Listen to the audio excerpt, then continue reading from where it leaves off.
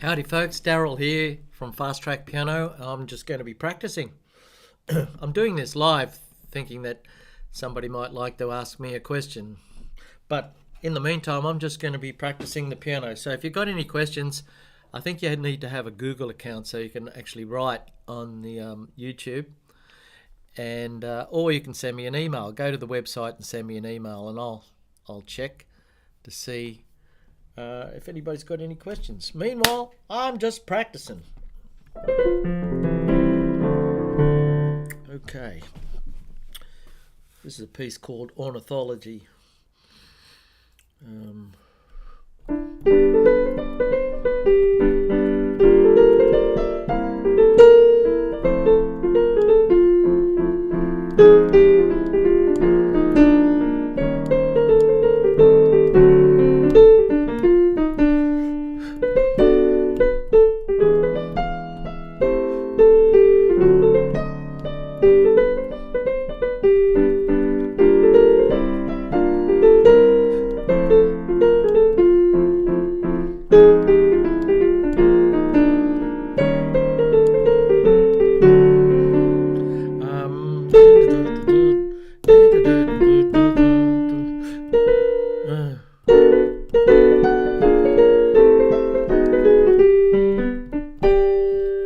Okay.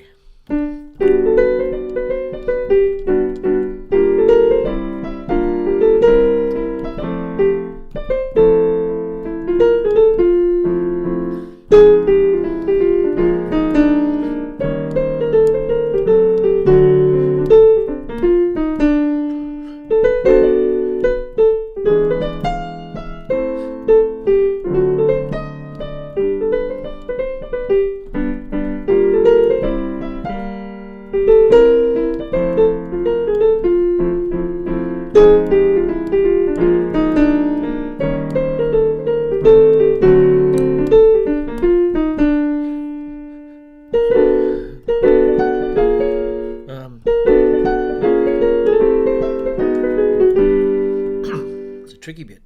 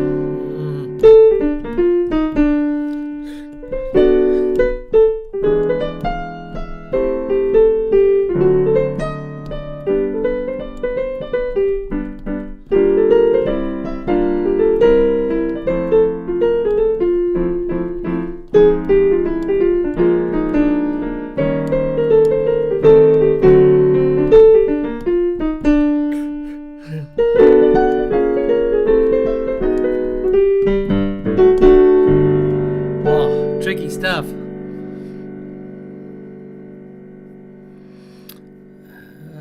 Welcome to sign in to chat. I really got to do that. Okay.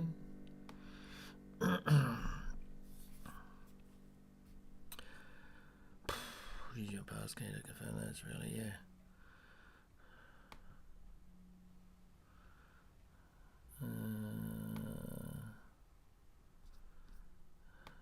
It's all very difficult, isn't it?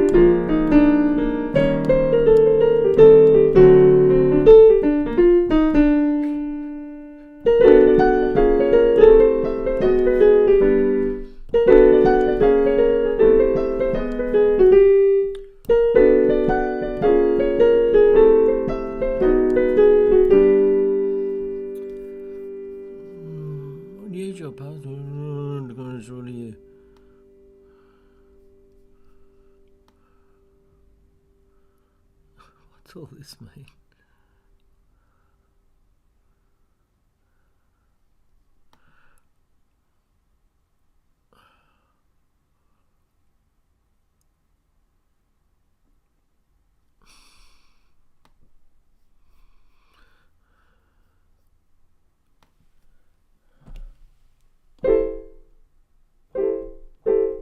Hey, g'day Malcolm, how are you?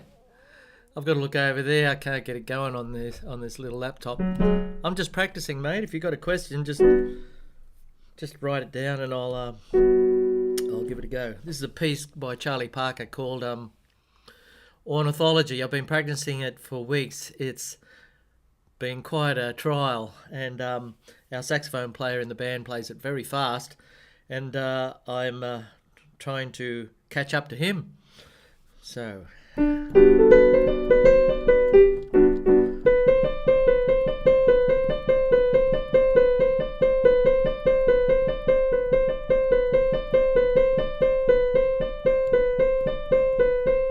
It's very weak, the fourth finger.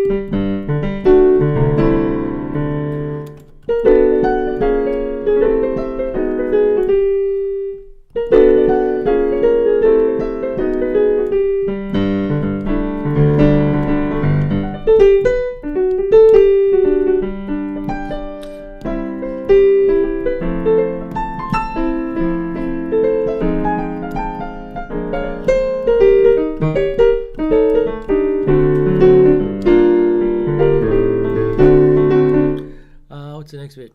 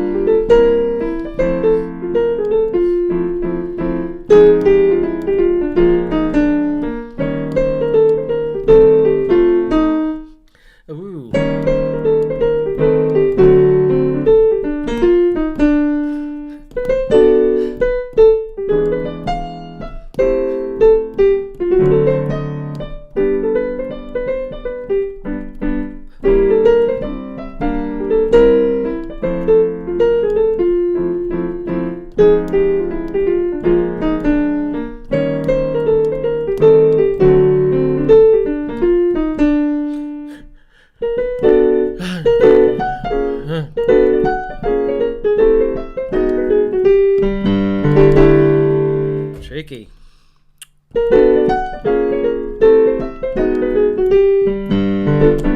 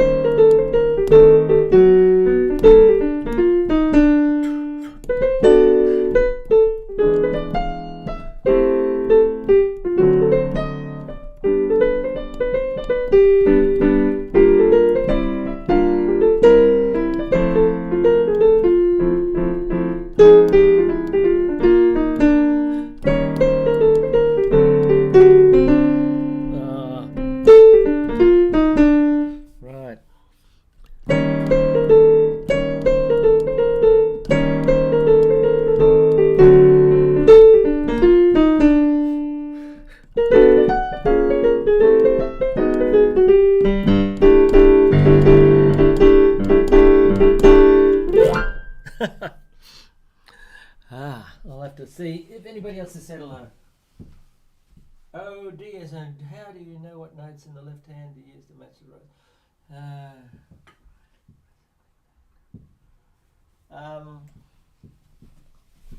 Hello DSMS. How do I know what to play in the left hand? For this particular song, this is called Ornithology by Charlie Parker. It's about 80, it's over 80 years old, I think. Anyway, so it's from an era of jazz called bebop, where they play pretty fast stuff, and they tend to, instead of play simple tunes like, they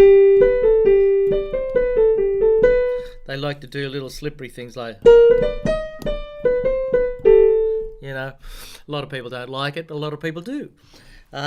Anyway, how do I know what to play in the left hand? Well, I've read the music. I've got the sheet music over there somewhere, and all you need is the chords. I'll just show you. Don't go away now.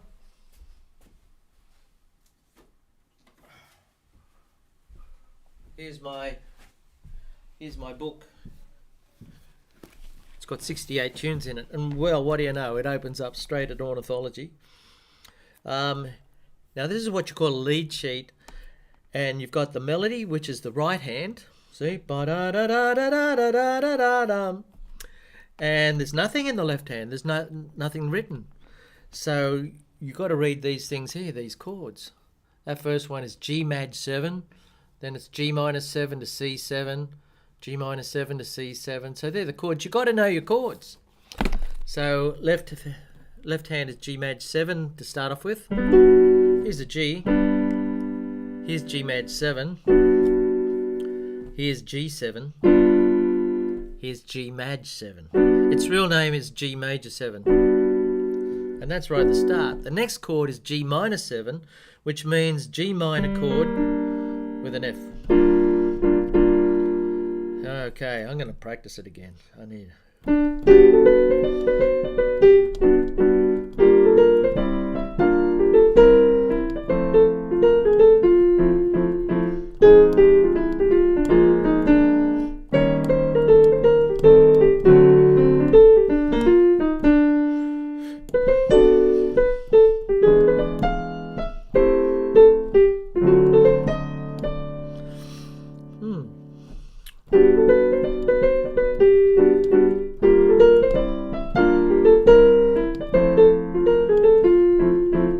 G4.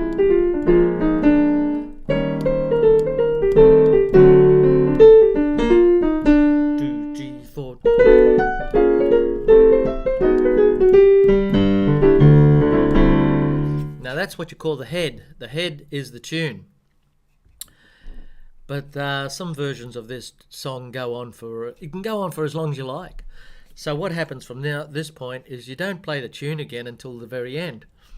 You start improvising. So how do I know what to improvise? Well, you do exactly the same chords that are written here on the lead sheet.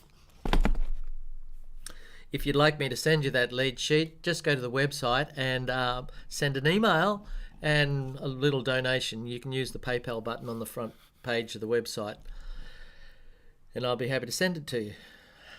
Okay, so you improvise over those chords. The first chord is G major 7. Not a real easy chord to play. It's sort of a bit cramped. If you do it down here, it's too low. You could do it here, or you could do it here. Or that one. So what do you do over the top of that? How do you improvise over that?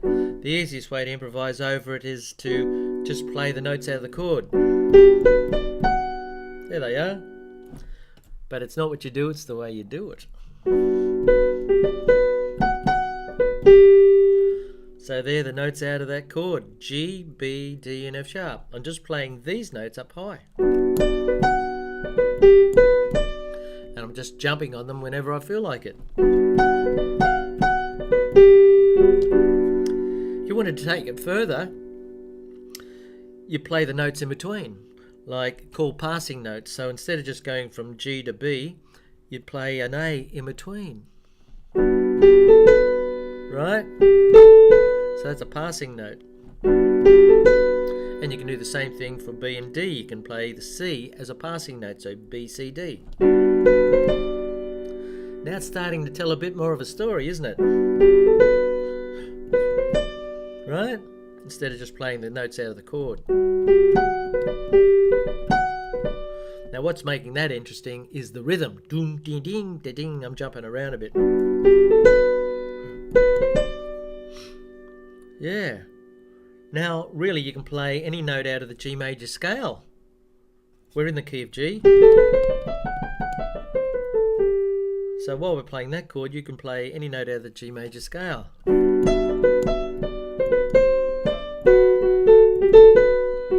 Some will sound better than others. The ones that sound a little bit funny, get off quick and get on to the next note. As somebody said, hitting a wrong note is just an opportunity to be creative. Like if I hit this note, it's going to be wrong. So just slip onto the right one. Now it sounds good. There you go. Ah! And that's what I do, but you got to know all your chords. So,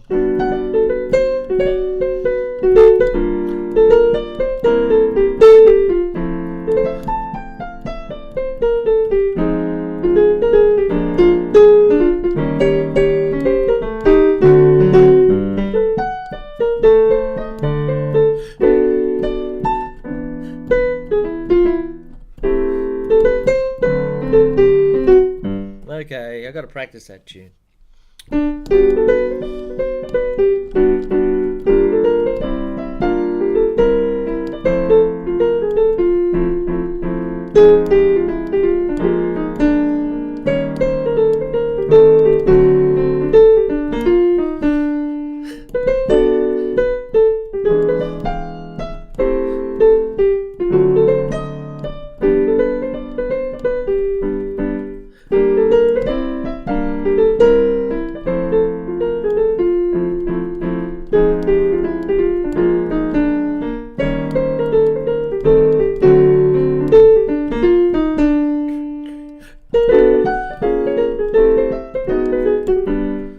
That's a really hard section, that last little bit. It goes B minor 7, down a semitone, played it wrong.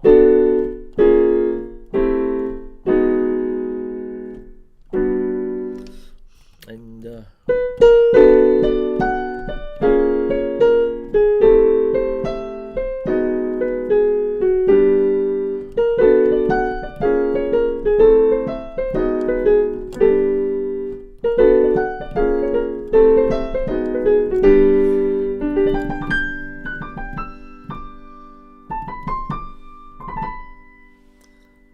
So there's Ornithology. You know, I've been practicing that. It's almost a month now. I've played it probably 500 times. I still don't know it well enough to go and perform it live without being in control. So I've got to keep playing it. And it uses the fourth finger. The fourth finger is the weakest finger on the hand.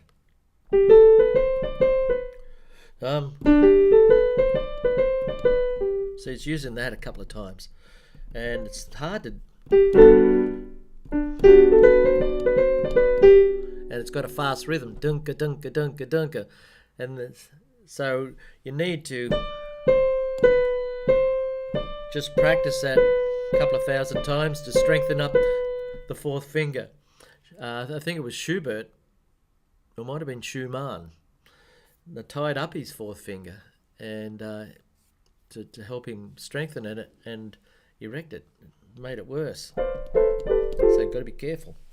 I'm going to have a look at what other people have said. Or whether, can I do it here? Can I just press that on?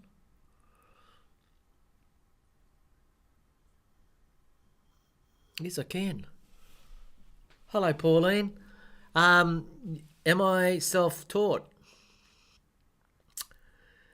Are you still there? I'll answer the question if you say yes. I'm still there because it's been a little while. I'll play something else.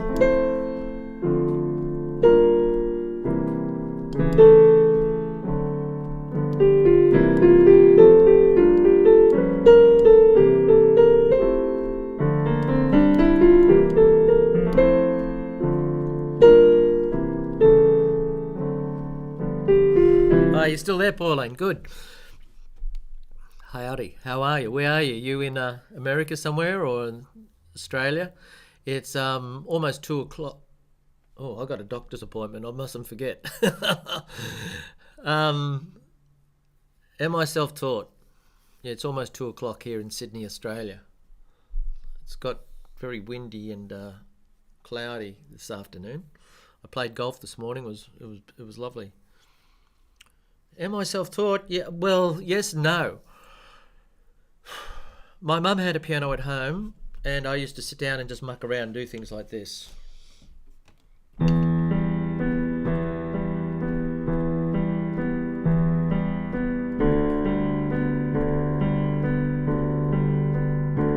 I tried to teach myself things like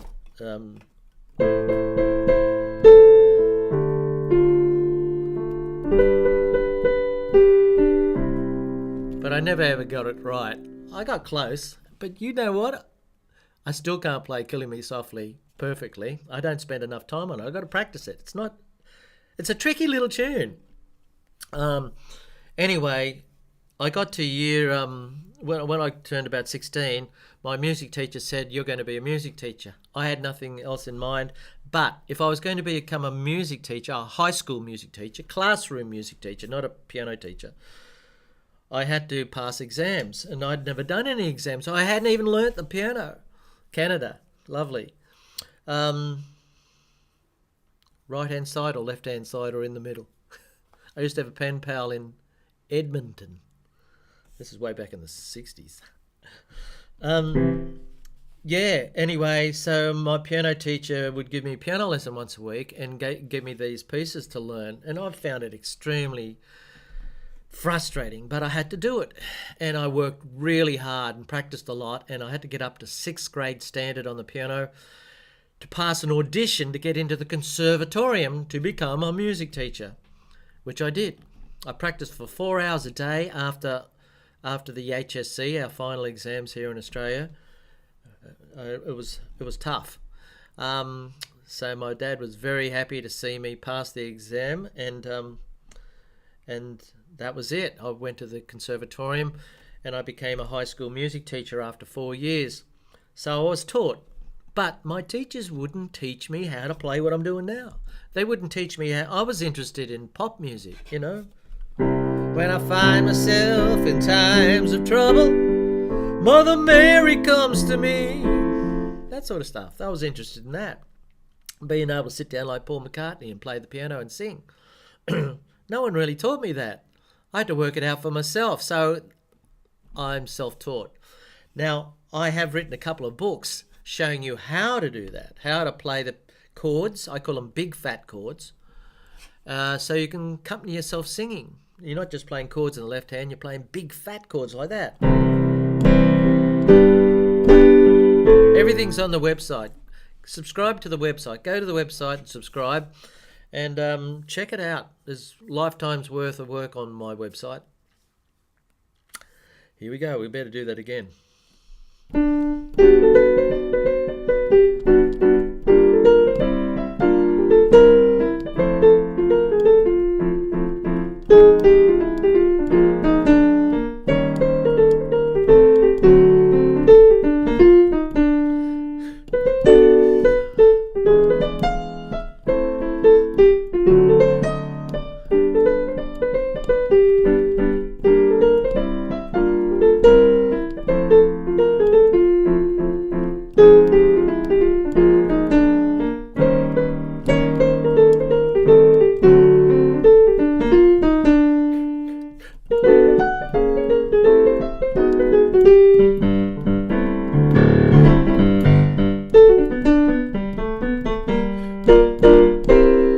So I am self-taught ever since 1977. From the end of 77, I've basically taught myself stuff. It's only been in the last 15 years that, or 17 years now. I put my very first video on YouTube was 2007, I think. Hello, Eric. How are you? In my opinion, what is the fastest route for someone only interested in pop rock playing? Big fat chords. Elton John, Billy Joel, all those characters, when Elton John sings a song, he just plays big fat chords.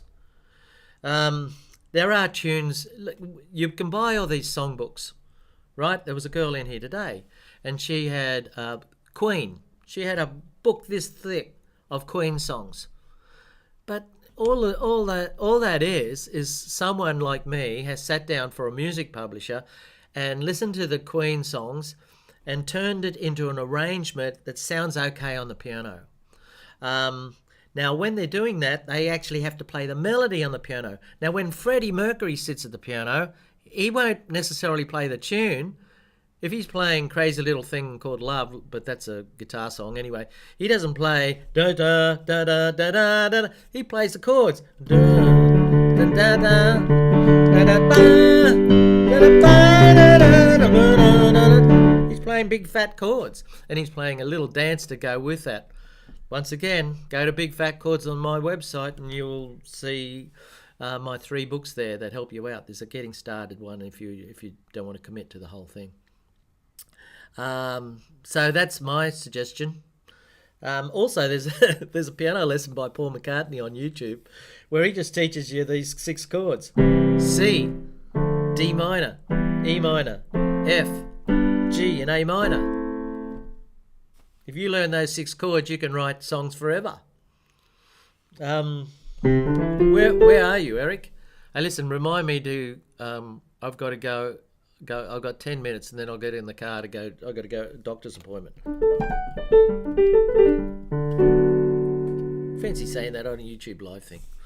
Okay, here's another tune called Waltz for Debbie. This is another one that's tricky. I've been playing this for probably 2 years, and you've got to keep playing it. It's by a pianist called Bill Evans. Check him out.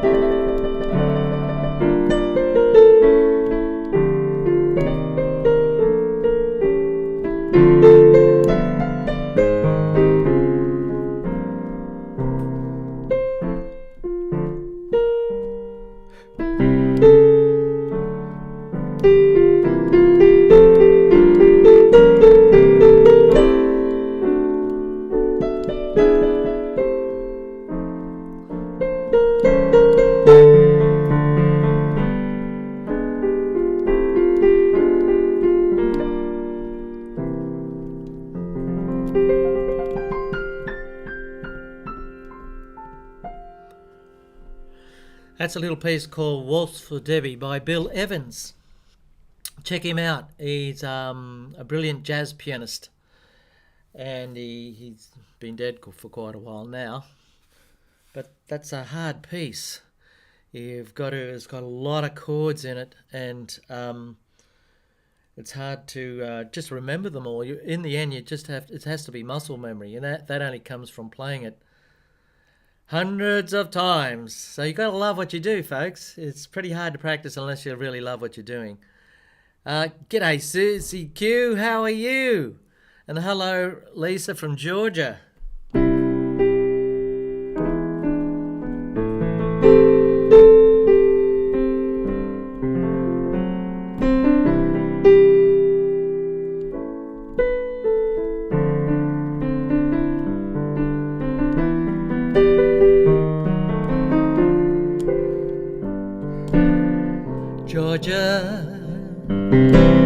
Georgia, keep shining on through. Just an old sweet song keeps Georgia on my mind.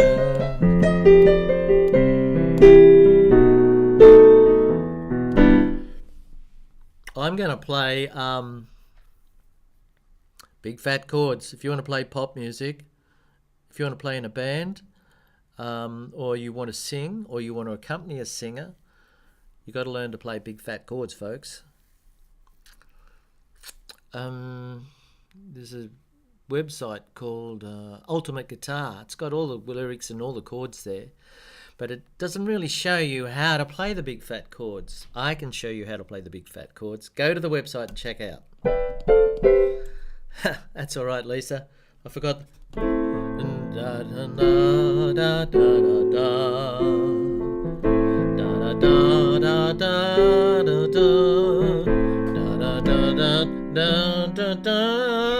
The road leads to that coming back. You know, Georgia's is in more pop songs than any other song I know. It's in all of them.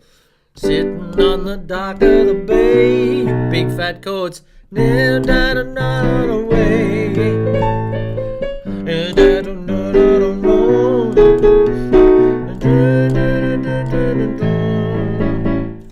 Left my home in Georgia. There we go.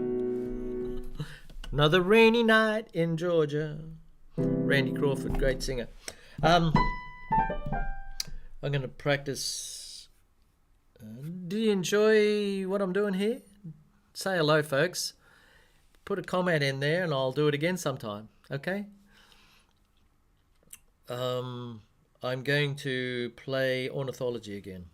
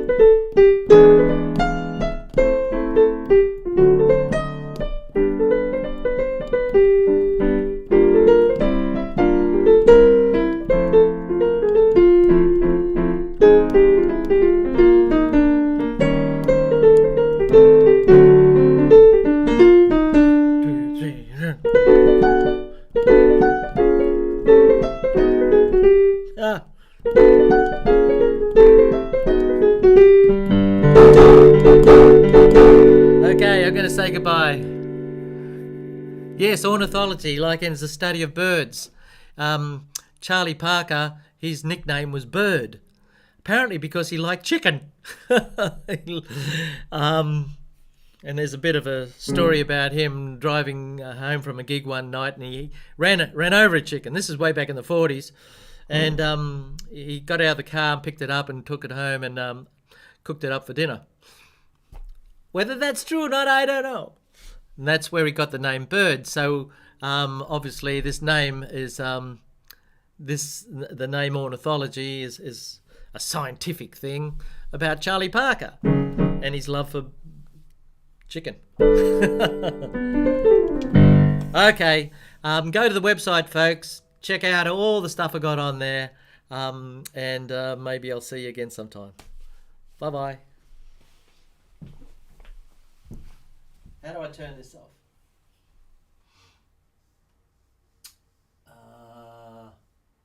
I've forgotten. How do I do it, folks?